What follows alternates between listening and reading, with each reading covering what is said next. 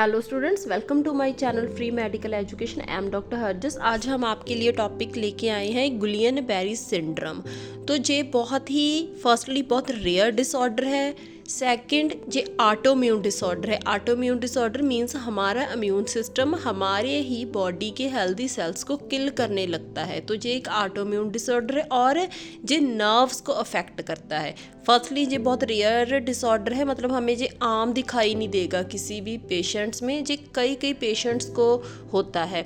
Secondly ये autoimmune disorder है और थर्ड ये नर्व्स को अफेक्ट करता है। तो फर्स्टली बात करते हैं definition. Guillain Barre syndrome is a rare disorder in which your body immune system attacks your nerves. हमारा इम्यून सिस्टम हमारे ही नर्व्स को डिस्ट्रॉय करने लग जाता है, उस पर ही अटैक कर देता है और उनको मतलब नॉन फंक्शनल बना देता है। जैसे उन्होंने काम करना है वैसे वो काम नहीं करती, उनके काम को इंटरप्ट कर देता है। Weakness and tingling in your hands feets are usually the first sign. Firstly क्या होता है, इसमें एकदम से बॉडी पैरालाइज नहीं होती। फर्स्टली क्या होगा, हमारे जो हैंड्स हैं या फीट हैं उस पे ये अफेक्ट डालेगा।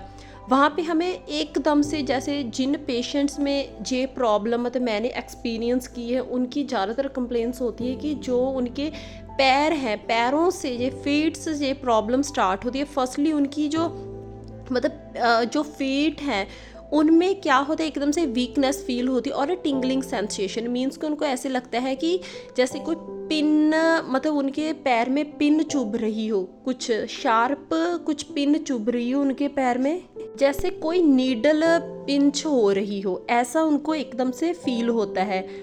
तो और क्या उनको फील होता है कि जैसे उनको नमनेस फील होती है कि मतलब उनके पैर में कोई जान ही नहीं है। एंड उनके जो नर्व्स होती हैं उनमें एक्स्ट्रा सिग्नल्स आते हैं, मतलब वो जो पैर होता है उनका, जैसे कोई हैंड जहाँ उनका फीट है वहाँ पे उनको उनके कंट्रोल में मूवमेंट नहीं होगी, एकदम से उनके फीट में एक्स्ट्रा ही मूवमेंट होने लग जाएगी। मतलब उन्होंने खुद से वो मूवमेंट नहीं की, एकदम से 1-2 सेकंड के लिए उनके पैर में अपने आप मूवमेंट सी फील होने लगेगी, उनके कंट्रोल में नहीं होती, अपने आप मूवमेंट्स होती रहती हैं वो।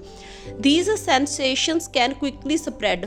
तो जो ये प्रॉब्लम है, जैसे कि उनको वीकनेस फील होती है, जी एकदम से मतलब स्प्रेड होना स्टार्ट कर देती है, मतलब धीरे धीरे स्प्रेड होती है। पहले फीट्स में आएगी, फिर उनकी मतलब जो लेग्स हैं वो अफेक्ट होगी, ऐसे नीचे से ऊपर जाती जाएगी ये प्रॉब्लम। वीकनेस जहाँ पैरालाइज उनको फील होता जाएगा, जैसे फिर उनके नीज तक जाएगी, फिर थाइस, ऐसे मतलब ये नीचे से ऊपर जाती जाएगी प्रॉब्लम। तो धीरे धीरे उनको हर एक पार्ट में ये प्रॉब्लम फील होगी, पैरालाइज की तरह फील होगा उनको। In most eventually paralysing your whole body, मतलब धीरे धीरे पूरी बॉडी अफेक्ट हो जाएगी, स्प्रेड हो जाएगी। एकदम से पूरी बॉडी स्प्रेड नहीं होगी, धीरे धीरे ऊपर जाएगी जी, फिर एंड में पूरी बॉडी पैरालाइज फील होगी उनको। In its most severe form Guillain Barre syndrome is a medical emergency. ये एक मेडिकल एमरजेंसी होती है जिसमें पेशेंट्स को क्विक ट्रीटमेंट चाहिए। Most people with the condition must be hospitalised to receive a treatment. ज़्यादातर लोगों को इस प्रॉब्लम को सॉल्व करने के लिए मतलब एकदम से इतनी एमरजेंसी उनको पड़ जाती है, जो पैरालाइज इतना स्प्रेड जल्दी हो जाता है कि उनको हॉस्पिटल में एडमिट होना पड़ता है प्रॉपर ट्रीटमेंट के लिए। एक हमने टर्म की बात की थी टिंगलिंग सेंसेशन, वो हम जो नॉर्मल लोग हैं वो भी इस सेंसेशन को फील करते हैं। जब वो काफ़ी लॉन्ग टर्म के लिए बैठे रहते हैं तो उनके हैंड या फीट पे ये जो सेंसेशन है ये फील होती है, मींस कि उनको झरनाहट फील होगी, या फिर बोल देते हैं कि झुनझुनी फील होती है। इन सिंपल लैंग्वेज में हम बात करें तो बोल देते हैं कि मेरा पैर या हाथ सो गया, तो वो हमारे कंट्रोल में नहीं होता, हमें लगता है कि वो पैरालाइज की तरह हो गया, पर वो एक फॉल्स पैरालाइज होता है। एक्चुअली वो पैरालाइज नहीं होता, तो वो आफ्टर 1 या 2 मिनट या कुछ सेकंड्स के बाद वो ठीक हो जाता है। तो इन लास्ट जो GBS है, गुलियन बेरी सिंड्रोम, ये बहुत सीरियस कंडीशन है। अगर इसको प्रॉपर टाइम पे ट्रीट ना हुआ तो पेशेंट की क्विक डेथ हो जाती है। आगे बात करेंगे इसमें डेथ कैसे हो जाती है। तो नेक्स्ट बात करते हैं causes. The exact cause of Guillain Barre syndrome is not known. अगर हम बात करें जो कोई भी एक ऑटोइम्यून डिसऑर्डर है, हमने पहले बात की थी, तो कोई भी ऑटो इम्यून डिसऑर्डर उसका आज तक एग्जैक्ट कॉज नहीं पता वो क्यों हो जाते हैं। बस अकॉर्डिंग टू कंडीशन एक आइडिया लगा लेते हैं कि इस वजह से हो गया, इन्फेक्शन की वजह से हो गया, या कोई इंजरी की वजह से हो गया। तो इसी तरह गुलियन बेरी सिंड्रोम एक ऑटोइम्यून डिसऑर्डर है जिसका आज तक एग्जैक्ट कॉज नहीं पता जी किसकी वजह से होता है। The disorder usually appears days और वीक्स आफ्टर रेस्पिरेटरी और डाइजेस्टिव ट्रैक इन्फेक्शन। तो अगर बात करें कि कई पेशेंट्स में, बहुत रेयर पेशेंट्स में ये क्यों हो जाता है, जिनको रेस्पिरेटरी या डाइजेस्टिव सिस्टम की इन्फेक्शन हुई होती है पास्ट में। रेयरली रीसेंट सर्जरी और vaccination can trigger Guillain Barre syndrome. कई सर्जरीज या कोई वैक्सीनेशन उसका साइड इफ़ेक्ट हो गया तब भी ये प्रॉब्लम आ जाती है। There have been cases reported falling infection with the Zika virus. तो कई केसेस में जिका वायरस की वजह से गुलियन बेरी सिंड्रोम है वो पाया जाता है पेशेंट्स में। जिका वायरस क्या होता है? ये एक मॉस्किटो बॉर्न वायरस होता है। गुलियन बेरी सिंड्रोम में occur after infection with the covid virus. तो कई रिसर्च से पता चला, कई पेशेंट में गुलियन बेरी सिंड्रोम उन पेशेंट्स में पाया गया जिनको कोविड-19 वायरस की इन्फेक्शन हुई थी पास्ट में। तो मतलब कई रिसर्च के अकॉर्डिंग जो कोविड-19 वायरस है ये भी एक कॉज है गुलियन बेरी सिंड्रोम का, अगर कोई पेशेंट इसके साथ सफ़र होता है। तो अब बात करते हैं sign symptoms of Guillain Barre syndrome. तो the first symptom of Guillain Barre syndrome include weakness और tingling sensation. They usually start in the legs and can spread to the arm and face. For some people these symptoms can lead to paralyse of the legs, arms और muscles in the face. तो जो first sign है Guillain Barre syndrome का वो है, सबसे पहले याद रखना है कि वो वीकनेस और टिंगलिंग सेंसेशन मीन्स कि झुनझुना फील होगा। तो सबसे पहले जो ये वीकनेस है ये कहाँ से स्टार्ट होगी? लेग्स से, लोअर एक्सट्रीमिटीज से स्टार्ट होगी, ऊपर तक जाएगी, आर्म्स तक, फेस तक जाएगी। मतलब ये लोअर एक्सट्रीमिटी से स्टार्ट होती है वीकनेस या फिर पैरालाइज, फिर ये फेस तक आती है, नीचे से ऊपर आती है। फिर है pin and needle sensation in your fingers, toes, ankles और रिस्ट। तो फिर क्या होगा? उनको फील होगा अपने फिंगर्स में, टोज में, एंकल और रिस्ट में जैसे कि नीडल कोई प्रिक कर रहा हो, इतनी शार्प सेंसेशन होगी। Weakness in your legs that spread to your upper body. तो हमने पहले भी बात की थी, जो वीकनेस है उनको बहुत ही चलने में दिक्कत आएगी, पैरालाइज की तरह फील होगा, लेग्स से स्टार्ट होके स्प्रेड होगा अपर बॉडी, लोअर बॉडी से अपर तक जाएगा। फिर आ गया इनएबिलिटी टू वॉक, उनको चलने में दिक्कत आएगी। Difficulty with facial movements including speaking, chewing और स्वेलिंग। तो उनको फेस मूवमेंट में दिक्कत आएगी, जैसे उनसे बोला नहीं जाएगा और खाना है वो चबाया नहीं जाएगा, उनको फूड है उसको खाने में दिक्कत आएगी।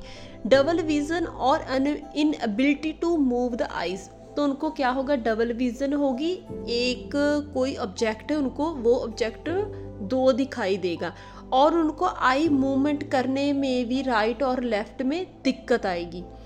Severe pain that may feel एक्की, शूटिंग और cramp like and may be verse at night. तो उनको अपनी बॉडी के हर एक जो एरिया है जहाँ फिर ज़्यादातर लेग्स में जो अफेक्ट नहीं हुआ एरिया वहाँ पे उनको पेन फील होगा। ये जो पेन है ये बहुत ही शार्प पेन होता है, ज़्यादातर ये नाइट टाइम वर्स हो जाता है, वो और भी ज़्यादा सिवियर हो जाता है। डिफ़िकल्टी विद ब्लैडर कंट्रोल और बॉवल फंक्शन। तो इसमें क्या होगा? तो जैसे हमने बात की कि इसमें मसल्स वीक होने लग जाएंगे, तो मसल्स इतने वीक हो जाएंगे कि उनको पता ही नहीं चलेगा उनको यूरिन कब आ जाना है या स्टूल पास कब करना है। मतलब वो उनका जो यूरिन है वो मतलब उनके कंट्रोल से बाहर हो जाएगा, तो वो बेड रिडन हो जाएंगे, मीन्स उनका यूरिन लीकेज होना स्टार्ट हो जाएगा। वो यूरिन और स्टूल को कंट्रोल नहीं कर पाएंगे क्योंकि मसल्स उनके वीक हो गए। फिर आगे रैपिड हार्ट रेट, लो और high blood pressure, difficulty breathing. तो जो इम्पॉर्टेंट बात है कि मतलब लोअर एक्सट्रीमिटीज़ तो वीक होगी, उसके साथ साथ उनके जो लंग्स के मसल्स हैं वो भी इतने वीक हो जाएंगे, कई बार इतने पैरालाइज हो जाते हैं कि पेशेंट्स को वेंटिलेटर पे डालना पड़ता है, तो उनको ब्रीथिंग में प्रॉब्लम आ जाएगी। और हार्ट जहाँ तो उनकी हार्ट रेट बहुत ज़्यादा हो जाएगी, जहाँ लो हो जाएगी, ब्लड प्रेशर पे भी अफेक्ट आएगा। ये क्यों हुआ? क्योंकि मसल्स हैं वो नीचे से ऊपर वीक होते गए और वहाँ तक चले गए जैसे कि लंग्स मसल्स को भी वो अफेक्ट कर देते हैं। नेक्स्ट बात करेंगे types of Guillain Barre syndrome. Acute inflammatory demyelinating polyradiculoneuropathy AIDP the most common form in North America and Europe. तो ज़्यादातर जो अमेरिका और यूरोप में पाई जाती है। तो most common sign of AIDP is muscle weakness that starts in the lower part of your body and spread upward. तो जो AIDP टाइप है गुलियन बेरी सिंड्रोम की, ये बहुत कॉमन है ज़्यादातर लोगों में। मैंने खुद भी अपने मतलब एक्सपीरियंस में, क्लिनिकल एक्सपीरियंस में सबसे ज़्यादा जे टाइप ही देखी है। ज़्यादातर इसमें जो मसल्स हैं वो लोअर पार्ट से मीन्स लेग्स से स्टार्ट होंगे और अपवर्ड जाएंगे बॉडी के। नेक्स्ट टाइप है Miller Fisher syndrome MFS, in which paralysis start in the eyes. तो इसमें क्या होगा, जो हमने पहले टाइप की बात की थी AIDP, उसमें क्या था, जो वीकनेस थी, जो पैरालाइज था वो लोअर एक्सट्रीमिटी से स्टार्ट हुआ। पर इस टाइप में जो पैरालाइसिस स्टार्ट होगा वो आइस से स्टार्ट होगा। MFS is also associated with unsteady gait. तो इसमें क्या होगा, जो पर्सन होगा वो वॉक करेगा एबनॉर्मली, अनकोऑर्डिनेटेड और अनस्टेडी मैनर। मतलब जैसे वो नॉर्मल वॉक करता वैसे नहीं, वो थोड़ा सा मतलब उसका प्रॉपर वो बैलेंस नहीं कर पाता अपनी बॉडी को। जब भी इसमें पेशेंट वॉक करेगा वो गिर जाएगा, क्योंकि जैसे उसने नॉर्मली अपनी बॉडी को बैलेंस करना है वो कर नहीं पाता, उसको डिफ़िकल्टी आती है to maintain a balance of body. Next type आ गई acute motor axonal neuropathy AMAN, is characterised by acute paralysis and loss of reflexes without sensory loss. इसमें मेनली क्या होगा, पैरालाइज तो होगा पर इसमें जो सेंसरी लॉस है वो नहीं जाएगा, ओनली रिफ्लेक्सेस हैं वो चली जाएंगी। फॉर एग्ज़ाम्पल जैसे हम अपनी नॉर्मल कहीं पे हाथ रखते हैं, वो क्या पता जिस एरिया पे हमने हाथ रखा वो बहुत ज़्यादा गर्म हो, तो हम अपना एकदम से हाथ हटा लेंगे क्योंकि हमारे ब्रेन में सिग्नल गया कि ये चीज़ गर्म है, इसको आपने हाथ नहीं लगाना, आपने पीछे हटाना है। तो इसमें क्या होगा, पेशेंट होगा जो गुलियन बेरी सिंड्रोम का, वो इस टाइप में वो अपना हाथ है वो उसको हटा नहीं पाएगा क्योंकि उसकी जो मूवमेंट है वो प्रॉपर रिफ्लेक्स रहा नहीं, वो अपना हाथ नहीं हटा पाएगा। पर उसको सेंस तो होगी कि जहाँ पे उसको पेन हो रही है, उसको गर्म फील हो रहा है, पर वो अपनी रिफ्लेक्स नहीं कर पाएगा, मीन्स उसको हाथ को हटा नहीं पाएगा, उसको पेन तो होगी, सेंसरी होगा, वो मूवमेंट नहीं कर पाएगा बॉडी की, पर उसको पेन फील होगी। Damage to the nerve that control movement, इसमें इस टाइप में क्या होगा, वो नर्व्स डैमेज हो जाएंगी जो मूवमेंट्स को कंट्रोल करती है। जैसे हमें कहीं पे भी कोई हमें मतलब डेंजर फील होता है तो हम वहाँ से अपनी बॉडी को हटा लेते हैं, अपने हाथ को हटा लेते हैं, तो पर इसमें क्या होगा, वो अपनी जो मूवमेंट कंट्रोल वाली नर्व्स हैं वो अफेक्ट हो जाएंगी। फिर आगे acute motor sensory axonal neuropathy, damage to the nerves that carry sensation like touch, temperature and pain. तो इसमें क्या होगा, जो उससे ओपोजिट है, इसमें वो नर्व्स डैमेज हो जाएंगी जो सेंसेशन देती हैं। जैसे कि हमने कहीं पे टच किया, वहाँ पे थोड़ा गर्म फील हुआ तो हम अपना हाथ हटा लेते हैं, तो इसमें क्या हुआ कि उनको जो पेन है वो नहीं फील होती। इसमें पेशेंट को अगर हम टच करेंगे उसको टच फील नहीं होगा, उसको टेम्परेचर, पेन कुछ भी फील नहीं होता क्योंकि उनकी जो सेंसरी नर्व्स हैं वो अफेक्ट हो जाती है, उनको सेंसेशन कोई भी फील ही नहीं होगी। तो नेक्स्ट बात करते हैं डायग्नोस्टिक टेस्ट। तो क्या टेस्ट है गुलियन बेरी सिंड्रोम के लिए जिससे हम कंफर्म कर सकते हैं कि इस पर्सन को गुलियन बेरी सिंड्रोम है। Guillain Barre syndrome can be difficult to diagnose in its earliest stage. तो फर्स्टली क्या होता है कि इसको डायग्नोस करना, डिटेक्ट करना कि इस पेशेंट गुलियन बेरी सिंड्रोम ही है, कंफर्म करना बहुत डिफ़िकल्ट होता है इसकी फर्स्ट स्टेज पे, क्योंकि हम सोच लेते हैं कि जे इस पेशेंट को कोई और ब्रेन की प्रॉब्लम है, न्यूरोलॉजिकल प्रॉब्लम है। तो ये काफ़ी डिसऑर्डर है न्यूरोलॉजिकल के, न्यूरोलॉजी के, जो इससे सिमिलर होते हैं, इससे ही मिलते जुलते होते हैं। तो इसीलिए इसको डिस्टिंग्विश करना बहुत डिफ़िकल्ट होता है कि ये गुलियन बेरी सिंड्रोम है।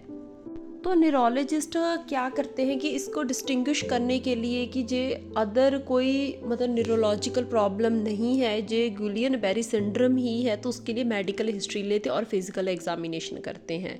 तो मेडिकल हिस्ट्री में वो पेशेंट से इंफॉर्मेशन कलेक्ट करती कि उनको पास्ट में कोई वैक्सीनेशन तो नहीं लगी थी, कोई इन्फेक्शन तो नहीं हुई, जैसे उनको कोई पेट की इन्फेक्शन या रेस्पिरेटरी की इन्फेक्शन, जैसे हमने पहले ही कॉजेस में बात की थी कि ये काफ़ी इन्फेक्शंस के बाद भी बॉडी में आ जाते हैं, जैसे किसी वैक्सीनेशन का साइड इफ़ेक्ट। तो ऐसी काफ़ी हिस्ट्री वो कलेक्ट करते हैं, जैसे कि उनको कोई जिक्का वायरस है उससे तो नहीं वो सफ़र हुए थे, जब कोविड-19 से। फिर आ गया फिजिकल एग्जामिनेशन। तो हमने पहले कितनी बारी बात की कि फिजिकल एग्जामिनेशन में वो देखेंगे उनको जो वीकनेस, जो पैरालाइज है, वो किस पार्ट से स्टार्ट हुआ, जैसे उनको फर्स्टली आइज़ में आया, जहाँ फिर ज़्यादातर जे मोस्ट कॉमन केसेस में जे लोअर एक्सट्रीमिटी से स्टार्ट होता है।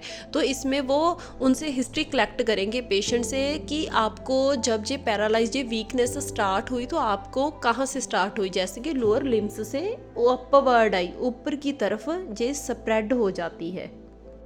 तो नेक्स्ट है lumbar puncture spinal tap. Small amount of fluid is withdrawn from the spinal canal in your lower back. The fluid is tested for a type of change that commonly occurs in people who have a Guillain Barre syndrome.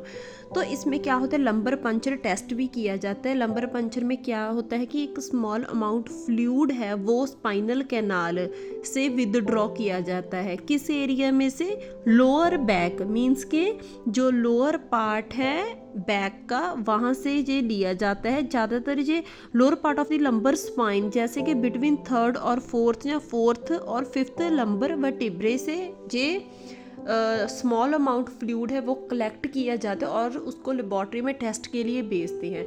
तो इसमें mainly क्या मतलब test किया जाता है, अगर जो fluid भेजा, इसमें जो गुलियन बेरी सिंड्रोम के पेशेंट्स हैं उनमें क्या डिटेक्ट होता है, क्या रिजल्ट आता है, उनमें जो प्रोटीन का जो लेवल है, प्रोटीन का वो एलिवेट हुआ होता है, लेवल ऑफ प्रोटीन हाई।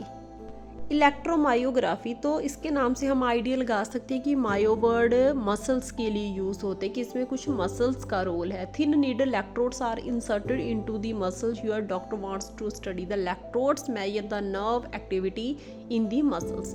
तो इसमें क्या होता है कि एक थिन नीडल इलेक्ट्रोड्स यूज़ किए जाते हैं, उसको मसल्स पे इंसर्ट किया जाता है। तो इसमें चेक किया जाता है कि नर्व एक्टिविटी मसल्स की प्रॉपर है या नहीं। इसमें मसल्स में नर्व्स एक्टिविटी चेक की जाती है। जैसे हमने इसकी कई टाइप हैं, उसमें स्टडी किया था, हमने पढ़ा था कि नर्व्स अफेक्ट हो जाती हैं। तो इसमें nerve activity in the muscles में नर्व्स की एक्टिविटी चेक की जाती है। फिर आ गया nerve conduction studies. Electrodes are taped to the skin, जहाँ पे क्या होता है, एक इलेक्ट्रोड से उसको स्किन पे लगाया जाता है अबव द नर्व्स, जहाँ जहाँ नर्व्स है उसके ऊपर। A small shock is passed through the nerves to measure the speed of nerve signals. तो हमने कई टाइप में साइन में मतलब स्टडी किया था, हमने पढ़ा था कि नर्व्स अफेक्ट होती हैं, तो उसके सिग्नल्स को चेक करने के लिए कि गुलियन बेरी सिंड्रोम अगर बॉडी में है तो वो उसने नर्व्स को कितने लेवल तक अफेक्ट किया है। तो नर्व्स के सिग्नल्स की स्पीड को चेक करने के लिए ये टेस्ट किए जाते हैं। इलेक्ट्रोमायोग्राफी और नर्व कंडक्शन स्टडीज़ हैं, तो इन दोनों को चेक किए जाते हैं। मेनली सिर्फ नर्व्स की एक्टिविटी और उसके जो सिग्नल्स हैं उसको चेक करने के लिए दोनों स्टडीज़ की जाती हैं। फिर आ गया पल्मोनरी फंक्शन टेस्ट।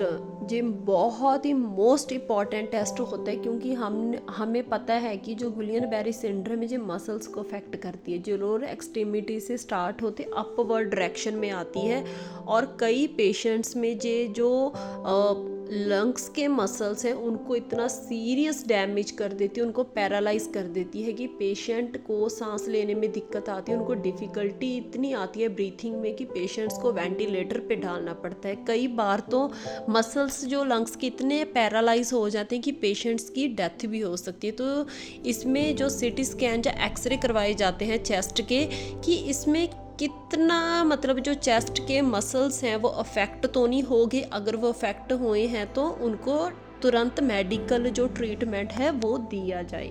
तो पल्मोनरी फंक्शन टेस्ट बहुत इम्पॉर्टेंट है गुलियन-बेरी सिंड्रोम में। नेक्स्ट है treatment. There's no cure for Guillain-Barré syndrome, but two types of treatment can speed recovery and reduce the severity of the illness.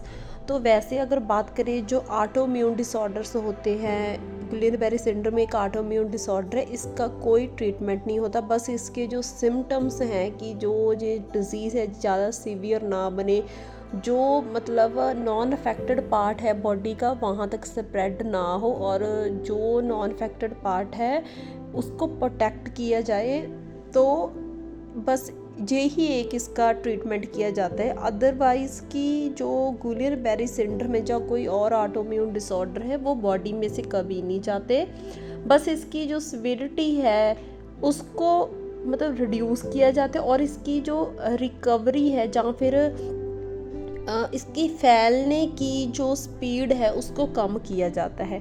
तो एक इसमें treatment है plasma exchange, जहाँ फिर इसको बोल देते हैं प्लाज्मा फेरेसिस। तो procedure in which a machine is used to separate the plasma, the leuker part of the blood, from the blood cells. After the plasma is separated from the blood cells are mixed with the liquid to replace the plasma and are returned to the body. Plasma pheresis is often done to remove the extra antibodies, abnormal proteins or other harmful substances from the blood. तो plasma exchange में क्या होता है, जो body का plasma है blood में से जो ल्यूकिड पार्ट होता है ब्लड का उसको बाहर निकाल लेते हैं, और उसको बाहर निकाल के क्या करते हैं कि जो एक्स्ट्रा एंटीबॉडीज़ बनी होती हैं जिनको नहीं बनना चाहिए वो रिमूव की जाती है, और एबनॉर्मल प्रोटीन्स मीन्स जैसे पहले हमने बात की थी कि जब लंबर पंचर किया जाता है जो स्पाइनल फ्लूइड लिया जाता है वो गुलियन-बेरी सिंड्रोम में उसका लेवल बहुत प्रोटीन का ज़्यादा बढ़ जाता है इस केस में। तो जो एक्स्ट्रा प्रोटीन का लेवल है उसको प्रोटीन को निकाल लेते हैं, जो एबनॉर्मल ज़्यादा नॉर्मल से ज़्यादा प्रोटीन बनी होती है उसको निकाल लेते हैं, और कोई हार्मफुल सब्सटेंसेस है उसको निकाल के सारा प्लाज्मा है उसको क्लीन करके दोबारा में से बॉडी में रिटर्न कर देते हैं। नेक्स्ट है immunoglobulin therapy. Immunoglobulin containing healthy antibodies from blood donors is given through a vein intravenously. High dose of immunoglobulin can block the damaging antibodies that may contribute to Guillain-Barré syndrome. तो इसमें क्या होता है, बाहर से जो healthy antibodies होती है वो इंजेक्ट की जाती है वेन के थ्रू जिस पेशेंट को गुलियन-बेरी सिंड्रोम होता है। तो इसमें क्या होता है, जो इम्यूनोग्लोबुलिन एंटीबॉडीज़ होती हैं वो उस एंटीबॉडीज़ को ब्लॉक कर देती हैं जो गुलियन-बेरी सिंड्रोम को हमारी बॉडी में बढ़ावा दे रही हैं और इस डिज़ीज़ को सीवियर कर रही हैं और बॉडी में मतलब डेंजर बना रही हैं, जो उस एक्स्ट्रा एंटीबॉडीज़ को डैमेज कर देती हैं जो गुलियन-बेरी सिंड्रोम में बनी होती हैं बॉडी में, जिनको नहीं बनना चाहिए। तो बाहर से एंटीबॉडीज़ दी जाती हैं वेन के थ्रू पेशेंट को। नेक्स्ट है कॉम्प्लिकेशंस। जो लोग गुलियन-बेरी सिंड्रोम से सफ़र कर रहे हैं, अगर उनको प्रॉपर उनकी जो अर्ली स्टेज थी उस पर उनको ट्रीटमेंट नहीं मिला, ये एक मेडिकल इमरजेंसी है, इसमें आपको क्विक ट्रीटमेंट चाहिए, उनको जो ट्रीटमेंट नहीं मिला वो किसी भी वजह से डिले हो गया, तो उनको क्या प्रॉब्लम्स आएंगी लाइफ में, क्या कॉम्प्लिकेशंस आ जाती हैं, जैसे इसमें मसल वीकनेस हो जाती है, सडन बॉडी पैरालाइज हो जाती है। तो गुलियन-बेरी सिंड्रोम अफेक्ट्स योर नर्व्स। तो पहली बात हमें पता है कि ये नर्व्स को अफेक्ट करती हैं, because nerves control your movements and body functions. तो नर्व्स का क्या काम है कि हमारी बॉडी को मूव करवाना और कई बॉडी फंक्शन है उनको कंट्रोल करवाती है। फर्स्ट आ गया ब्रीथिंग डिफ़िकल्टी। ब्रीथिंग डिफ़िकल्टी इसमें कैसे आएगी कि जैसे कि लोअर एक्सट्रीमिटी से पैरालाइज स्टार्ट होता है, वीकनेस स्टार्ट होती है, वो फिर अपर एक्सट्रीमिटी अपवर्ड डायरेक्शन में पैरालाइज जाता है। तो वो अपवर्ड डायरेक्शन में जब पैरालाइज जाता है वो धीरे धीरे लंग्स को भी अफेक्ट करेगा, उसकी मसल्स को भी पैरालाइज कर देता है। तो उसकी वजह से क्या होता है, पेशेंट्स को ब्रीथिंग डिफ़िकल्टी आती है, पेशेंट्स वेंटिलेटर पे भी जाते हैं, कई बार पेशेंट्स की सडन डेथ भी हो जाती है। द वीकनेस और paralysis can spread to the muscles that control your breathing. जो हमारे ब्रीथिंग पैटर्न को कंट्रोल करते हैं वो मसल्स पैरालाइज हो जाते हैं। पोटेंशियली फेटल कॉम्प्लिकेशंस, तो फेटल कॉम्प्लिकेशंस आ गया, बहुत ही जानलेवा कंडीशन हो जाती है। Up to 22% of people with Guillain-Barré syndrome needs temporary help from a machine to breathe with in the first week when they are hospitalized for a treatment। तो हमें पता ही अगर उनको ब्रीथिंग डिफ़िकल्टी आती है तो उनकी ब्रीथिंग पैटर्न को नॉर्मल करने के लिए, उनकी जो लाइफ है उसको बचाने के लिए उनको वेंटिलेटर पे डाला जाता है। तो ऐसे ब्रीथिंग डिफ़िकल्टी आती है जो गुलियन-बेरी सिंड्रोम से सफ़र हो रहे हैं। रेजिडुअल नमनेस और other sensations, most people with Guillain Barre syndrome recover completely. तो कई पेशेंट्स हैं जो गुलियन-बेरी सिंड्रोम से सफ़र करते हैं वो कम्प्लीटली रिकवर हो जाते हैं और have only minor residual weakness, numbness और टिंगलिंग सेंसेशंस। तो पर उनमें थोड़े से सिम्टम्स रह जाते हैं, जैसे वीकनेस, उनकी लेग्स में वीकनेस रह जाती, नमनेस और टिंगलिंग, उनको हमेशा झुनझुना कभी फील होता है और कभी कभी उनको लगता है कि उनके जो लोअर एक्सट्रीमिटीज़ में है वो चल नहीं पाएंगी, थोड़े टाइम के लिए वो नंब हो जाती हैं। तो इसीलिए उनको थोड़ी वॉकिंग में प्रॉब्लम आती है, वो इतना नॉर्मली नहीं चल सकते जैसे नॉर्मल पीपल वॉक करते हैं। तो उनको हमेशा वीकनेस रहेगी उनकी बॉडी में। Heart and blood pressure problems, blood pressure fluctuations and irregular heart rhythms, cardiac arrhythmias are common side effect of Guillain Barre syndrome. जो लोग गुलियन-बेरी सिंड्रोम से सफ़र कर रहे हैं उनको ब्लड प्रेशर और हार्ट प्रॉब्लम्स रहती हैं। कभी उनका बीपी लो हो जाएगा, कभी हाई हो जाएगा, या फिर उनकी जो हार्ट रेट है कभी भी उनको टैकीकार्डिया होगा, कभी ब्रेडिकार्डिया होगा। तो ऐसे उनके हार्ट में और बीपी में फ्लक्चुएशंस होती रहेंगी। उनको साथ में हार्ट के डॉक्टर को भी दिखाना पड़ेगा और ब्लड प्रेशर की मेडिसिन भी लेनी पड़ती है। नेक्स्ट है pain. 1/3 of people with Guillain Barre syndrome experience severe nerve pain which may be eased with medication. काफ़ी पेशेंट्स हैं जिनको नर्व पेन होती रहती है इसमें, पर वो उनको मतलब मेडिसिन लेनी पड़ती है पेन की टाइम टू टाइम। तो बिना मेडिकेशन लिए ये पेन रिलीफ उनकी नहीं होती, तो उनको ज़्यादातर ये पेन उनकी वॉर्स हो जाती है नाइट टाइम, तो उनको बहुत सिवियर नर्व पेन रहती है। Bowel and bladder function problems, sluggish bowel function and urine retention में रिजल्ट फ्रॉम गुलियन-बेरी सिंड्रोम।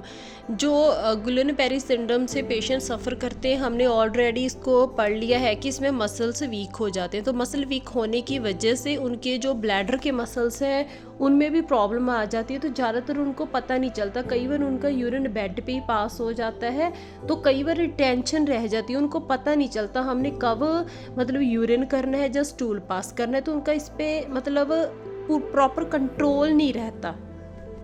नेक्स्ट है blood clots. People who are immobile due to Guillain Barre syndrome are at risk of developing blood clots until you are able to walk independently. Taking blood thinner and wearing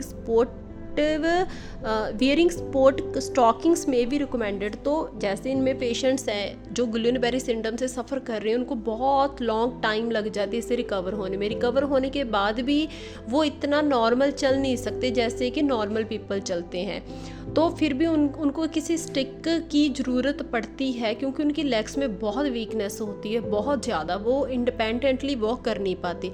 तो जो उनका critical time होता है, recovery time होता है, तो उसमें वो ज़्यादातर पेशेंट्स हैं जो बेड रिडन रहते हैं। तो बेड रिडन रहने की वजह से उनमें ब्लड क्लॉट के, जैसे कि डीवीटी डीप वेन थ्रोम्बोसिस के चांसेस बढ़ जाते हैं, क्योंकि जो ब्लड है वो बहुत ही थिक हो जाता है और वेन्स में क्लॉट बनने स्टार्ट हो जाते हैं। तो जे क्लॉट है जे आगे जाके काफ़ी मतलब बॉडी में और भी सीरियस कंडीशन को लेके आ सकते हैं। तो इस ब्लड क्लॉट को प्रिवेंट करने के लिए पेशेंट्स को कई बार स्टॉकिंग्स वियर करनी पड़ती है या फिर कई मेडिकेशंस भी लेनी पड़ती हैं। नेक्स्ट आ गया pressure source. Being immobile also puts you eight risk of developing beds और प्रेशर सोर्स। फ्रीक्वेंट रीपोजिशनिंग में हेल्प प्रोवाइड दिस प्रॉब्लम। तो जो उनका स्टार्टिंग वाला पीरियड होता है गुलियन बेरी सिंड्रोम से जो पेशेंट सफ़र कर रहे हैं उनमें वो बिल्कुल भी मूव नहीं कर सकते। कई बार पेशेंट्स को वेंटिलेटर पे भी रखना पड़ता है क्योंकि मसल्स उनके जो लंग्स है वो भी अफेक्ट हो जाते हैं। तो पेशेंट में जैसे वो प्रॉपर मूव नहीं कर पाते इंडिपेंडेंटली तो उनमें प्रेशर सोर है बेड सोर्स बन जाते हैं। तो ज़्यादातर ये बेड सोर है वो इतने कई बार सीवियर बन जाते हैं कि पेशेंट सेप्सिस में चला जाता है, उनकी होल बॉडी में इन्फेक्शन आ जाती है। तो कई बार उनकी डेथ गुलियन बेरी सिंड्रोम से नहीं प्रेशर सोर की वजह से हो जाती है क्योंकि ये बहुत ही सीवियर स्टेज पे चले जाते हैं। तो अगर इसमें पेशेंट है ये क्यों बन जाते हैं क्योंकि पेशेंट इंडिपेंडेंटली मूव कर नहीं पाता। अगर पेशेंट की प्रॉपर रीपोजिशनिंग की जाए, फिजियोथेरेपी की जाए, पेशेंट को प्रॉपर मूव किया जाए टाइम टू टाइम तो ये प्रेशर सोर्स हैं ये नहीं होते, इनको प्रिवेंट कर सकते हैं हम। फिर आगे रिलैप्सी का मीन्स होता है कि जब कोई डिजीज़ वापस आ जाए बॉडी में। A small percentage of people with Guillain Barre syndrome have a relapse. तो कई पेशेंट्स होते हैं जिनमें ये डिजीज़ वापस आ जाती है after few years. Experience muscle weakness even year after the symptoms and. तो कई पेशेंट्स होते हैं जो पूरी तरह से इस डिसऑर्डर से या फिर इस मतलब इसके सिम्टम से रिकवर हो जाते। डिसऑर्डर से तो रिकवर हो नहीं पाते क्योंकि ये कभी बॉडी में से नहीं जाता, बस इसके सिम्टम्स को या इसकी सिविरिटी लेवल को कम किया जा सकता है, इसकी स्पीड को कम किया जा सकता है।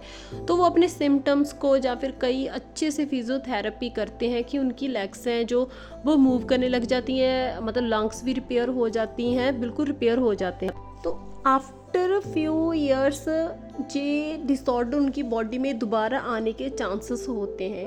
काफ़ी 3-4 साल के बाद ये डिसऑर्डर उनकी बॉडी में वापस आ जाता है, वापस वो अपने मसल्स में वीकनेस फील करते हैं।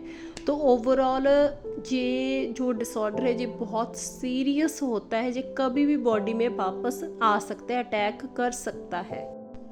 Thank you so much. अगर आपको मेरी वीडियो मेरा टॉपिक अच्छा लगा, आपको अच्छे से समझ आया, मेरे चैनल को सब्सक्राइब करना और ज़्यादा से ज़्यादा शेयर करना। Thank you.